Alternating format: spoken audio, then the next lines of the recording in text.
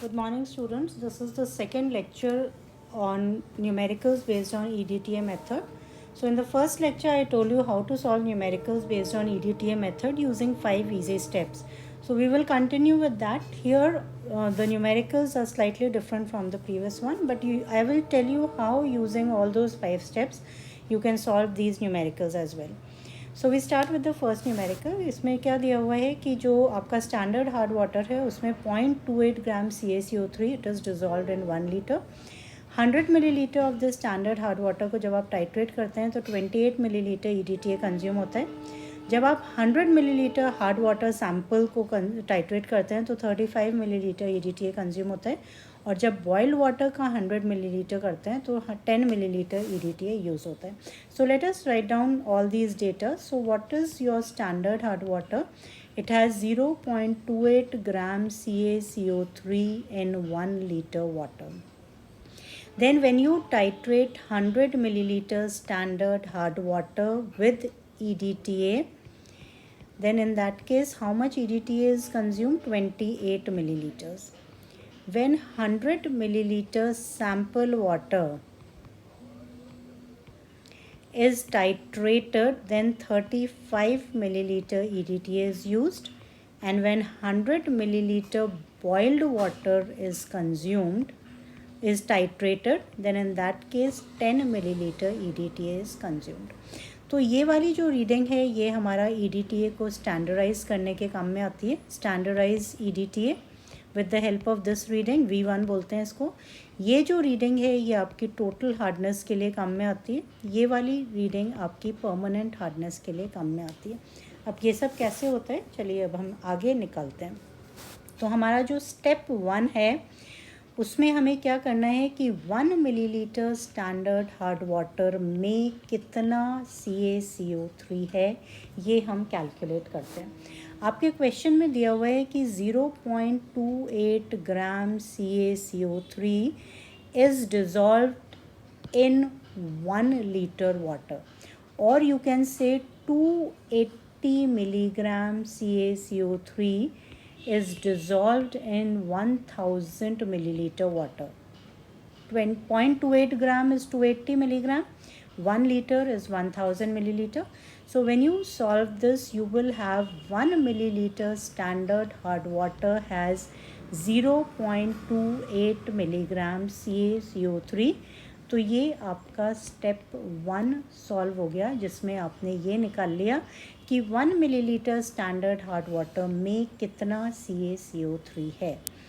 अब हमें स्टेप 2 पे जाना है. स्टेप 2 में हम क्या निकालते हैं कि जो 1 मिलीलीटर EDTA है that is equivalent to how much CaCO3 equivalent hardness. तो ये चीज़ आपको निकालनी है. तो स्टेप 2 में क्या होगा कि अब हमारे क्वेश्चन में क्या दिया हुआ है कि जब हम 100 मिलीलीटर EDTA टाइट्रेट करते हैं, 100 millilitre standard hard water titrate करते हैं तो 28 मिलीलीटर EDTA कंज्यूम होता है. उल्टा लिख सकते हैं, 28 millilitre EDTA is equal to how much hardness. Let us see. 100 millilitre आपने स्टैंडर्ड हार्ड वाटर लिया. 1 मिलीलीटर स्टैंडर्ड हार्ड वाटर में 0.28 milligram 1 millilitre standard hard water में 0.28 मिलीग्राम CaCO3 है. तो इसको आप मल्टीप्लाई कर दीजिए into 0.28. So you will get 28 milligram CaCO3 equivalent hardness. तो 1 milliliter EDTA that will be equal to 28 by 28, that is 1 milligram CaCO3 equivalent hardness. और ये जो है ये आपका रिलेशन 2 हो गया कि 1 milliliter EDTA is equal to how much CaCO3 equivalent hardness. अब हम स्टेप 3 पर आ जाते हैं. स्टेप 3 में आपको क्या करना है, टोटल हार्डनेस निकालनी है. तो जो आपका स्टेप 3 है, in step 3 we are calculating total hardness of the water sample. तो 100 मिलीलीटर्स जो टैप वाटर था या आपका सैम्पल वाटर था, जब आपने उसको टाइट्रेट किया तो 35 मिलीलीटर EDTA कंज्यूम हुआ। तो hardness in 100 milliliter tap water, that will be 1 milliliter EDTA was equal to how much hardness? 1 milligram। ये हमने relation 2 में देखा था। तो 35 milliliter will be equal to 35 milligram CaCO3 equivalent hardness। ठीक है, हार्डनेस को हम ppm में रिपोर्ट करते हैं। तो hardness in 1000 milliliter tap water will be how much? It will be 35 upon 100 into 1000. So when you solve this, you will get 350 ppm। और ये हार्डनेस हमेशा CaCO3 इक्विवेलेंट के टर्म्स में होती है। और ये क्या है? ये है आपकी टोटल हार्डनेस। ठीक है, अब हम स्टेप 4 अप्लाई करते हैं। स्टेप 4 से हम क्या करते हैं? परमानेंट हार्डनेस निकालते हैं। तो जो हमारी लास्ट वाली रीडिंग है वो हम यहाँ पर यूज़ करते हैं। तो आपने क्या किया? 100 मिलीलीटर्स बॉइल्ड वाटर को जब टाइट्रेट किया था तो कितना EDTA कंज्यूम हुआ? 10 millilitre EDTA was consumed. So hardness in 100 milliliter boiled water will be 10 into 1, क्योंकि 1 milliliter EDTA में 1 milligram CaCO3 equivalent hardness है। So this is 10 milligram CaCO3 equivalent hardness। अब hardness in 1000 milliliter boiled water will be how much? 10 upon 100 into 1000। So when you solve this, you will get 100 ppm। तो आपकी जो permanent hardness है वो 100 ppm है। अब हम आ जाते हैं टेम्प्रोरी हार्डनेस। स्टेप 5 अप्लाई कीजिए। तो स्टेप 5 में आपको टेम्प्रोरी हार्डनेस निकालनी है। टेम्प्रोरी हार्डनेस, तो टेम्प्रोरी हार्डनेस बहुत सिंपल है। This is nothing but total hardness minus permanent hardness, minus permanent hardness। I am writing in short।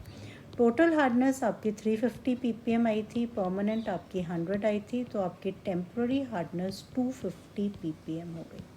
तो यू कैन सी कि आप सारे स्टेप्स अप्लाई करके पांचों स्टेप्स को स्टेप बाय स्टेप चलेंगे तो आप सब चीज़ें कैलकुलेट कर सकते हैं बिना किसी प्रॉब्लम के। अब हम नेक्स्ट न्यूमेरिकल पर आ जाते हैं। इसमें जो स्टैंडर्ड हार्ड वाटर है इसमें 15 ग्राम्स पर लीटर CaCO3 है। अब इसमें 20 मिलीलीटर स्टैंडर्ड हार्ड वाटर को जब टाइट्रेट किया तो 25 मिलीलीटर EDTA कंज्यूम हुआ। 100 मिलीलीटर सैम्पल, देखिए यहाँ पर 20 मिलीलीटर है, यहाँ 100 है। तो ये ज़रूरी नहीं है कि हम सारे सैम्पल्स का इक्वल वॉल्यूम लें। यदि अलग अलग वॉल्यूम ले रहे हैं तो भी हम कैलकुलेट कर सकते हैं। तो यहाँ हमने 100 मिलीलीटर जब हार्ड वाटर को टाइट्रेट किया तो 18 मिलीलीटर EDTA आया। जब 100 मिलीलीटर बॉइल्ड वाटर को टाइट्रेट किया तो 12 मिलीलीटर आया। अब आपको ये सब निकालना है। तो एक बार हम डेटा लिख लेते हैं। जो आपका स्टैंडर्ड हार्ड वाटर है वो कितना है? उसमें 15 ग्राम CaCO3 है पर लीटर। ठीक है, जब हमने 20 मिलीलीटर स्टैंडर्ड हार्ड वाटर को टाइट्रेट किया तो 25 मिलीलीटर EDTA कंज्यूम हुआ। जब हमने 100 मिलीलीटर टैप वाटर या सैम्पल वाटर जो भी है उसको टाइट्रेट किया तो आपका 18 मिलीलीटर EDTA कंज्यूम हुआ। और जब आपने 100 मिलीलीटर बॉइल्ड वाटर को जब टाइट्रेट किया तो आपका 12 मिलीलीटर EDTA कंज्यूम हुआ। अब इसकी हेल्प से हम किस तरीके से निकालेंगे? वापस आपको वही सारे स्टेप्स फॉलो करने।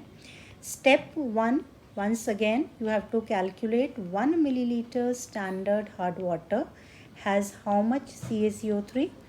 तो आपका क्वेश्चन कहता है 15 ग्राम्स CaCO3 1 लीटर पानी में डिज़ोल्व है। तो इसका मतलब हो गया 15,000 milligram is dissolved in 1000 milliliter or you can say 1 milliliter of standard hard water contains 15 milligram CaCO3. So this is your first step and you get the first relation which will be used further. Step 2 में आपको क्या करना है? Step 2 में आपको निकालना है 1 millilitre EDTA is equal to how much CaCO3 equivalent hardness.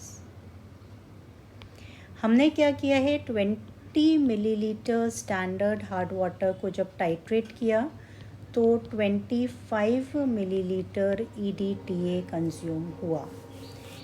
अब 25 मिलीलीटर, या इसको हम उल्टा लिख सकते हैं कि 25 मिलीलीटर EDTA में हार्डनेस कितनी है? This is 21 millilitre standard hard water में 15 है, तो 20 मिलीलीटर में 20 into 15 that is 300 milligram CaCO3 equivalent hardness. CaCO3 equivalent hardness. तो 1 मिलीलीटर EDTA में कितनी हार्डनेस होगी? 300 divided by 25. When you solve this, you will get 12 milligram CaCO3 equivalent hardness.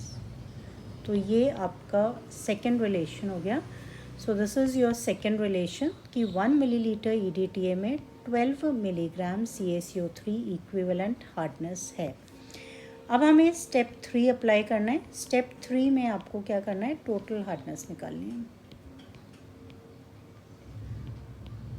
Total hardness के लिए हमने क्या किया? 100 मिलीलीटर जब हमने सैम्पल वाटर को टाइट्रेट किया तो 18 मिलीलीटर EDTA कंज्यूम हुआ. तो hardness in 100 milliliter sample water will be 18 into 12. 1 millilitre EDTA में 12 होती है, तो 18 में 18 इंटू 12 होगी. आपको PPM में रिपोर्ट करना है तो 1000 मिलीलीटर में आप निकाल लीजिए. It will be 18 into 12 upon 100 into 1000. When you will solve this, you will get 2160 और ये आंसर PPM में होगा. तो जो आपकी टोटल हार्डनेस है दैट इज़ 2160 ppm. अब आप स्टेप 4 अप्लाई कीजिए. स्टेप 4 में हम क्या करेंगे? हम निकालेंगे परमानेंट हार्डनेस. परमानेंट हार्डनेस, तो इसमें हमने क्या किया कि 100 मिलीलीटर बॉइल्ड वाटर को जब टाइट्रेट किया तो 12 मिलीलीटर EDTA कंज्यूम हुआ फॉर एंड पॉइंट. तो जो हार्डनेस है in 100 milliliters boiled water, that is how much? 12 into 12, क्योंकि 1 millilitre EDTA is equal to 12 milligram CaCO3 equivalent hardness. अब हार्डनेस वही 1 लीटर में कितना है? तो 1000 मिलीलीटर में आप करेंगे 12 इंटू 12 अपॉन 100 इंटू 1000. आप इसको सॉल्व कर लीजिए. जब आप इसे सॉल्व करेंगे so this will be 1440 ppm. So your permanent hardness is 1440 ppm. अब हम स्टेप 5 अप्लाई करते हैं. स्टेप 5 में आपको टेम्प्रोरी हार्डनेस निकालनी है. स्टेप 5 में आपको टेम्प्रोरी हार्डनेस निकालनी है. तो टेम्प्रोरी हार्डनेस क्या होता है? It is total hardness minus permanent hardness. Total hardness आपकी 2160 है, परमानेंट आपकी 1440 है. जब आप सब्ट्रैक्ट करेंगे तो this will be 720 ppm. So you can see कि चाहे क्वेश्चन में कुछ भी दिया हुआ हो, लेकिन यदि आप पांचों स्टेप्स जो मैंने आपको बताए हैं उनको फॉलो करते हैं तो आप हर तरह के न्यूमेरिकल को सॉल्व कर सकते हैं. So this is the book that I have referred to for this. This is the back cover of the book. These are the links. You can get this book from Amazon. If you have any questions, then you can put in the comment box. I will answer all your questions and I will solve your problems. So thank you all students. With this, I'm sure you will be able to solve all types of numericals based on EDTA method.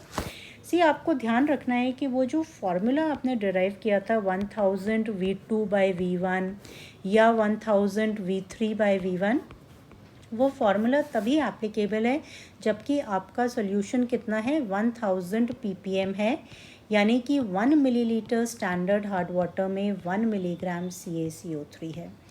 यदि ये condition hold good नहीं करती है तो ये formula fail हो जाता है। इसलिए it is my personal advice कि आप इस फार्मूले से सम्स को ना करें।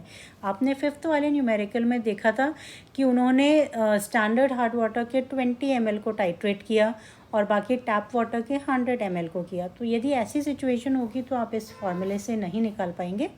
तो उस केस में आपको जो 5 स्टेप्स मैंने बताए हैं वो ही फॉलो करने पड़ेंगे, और जब आप उन्हें फॉलो करेंगे तो आप सब तरह के न्यूमेरिकल्स कर पाएंगे। So you should practice more and more numericals based on EDTA method, and if you have any problems you can post in the comment section, so I will definitely solve all your problems. Thank you students, thank you very much.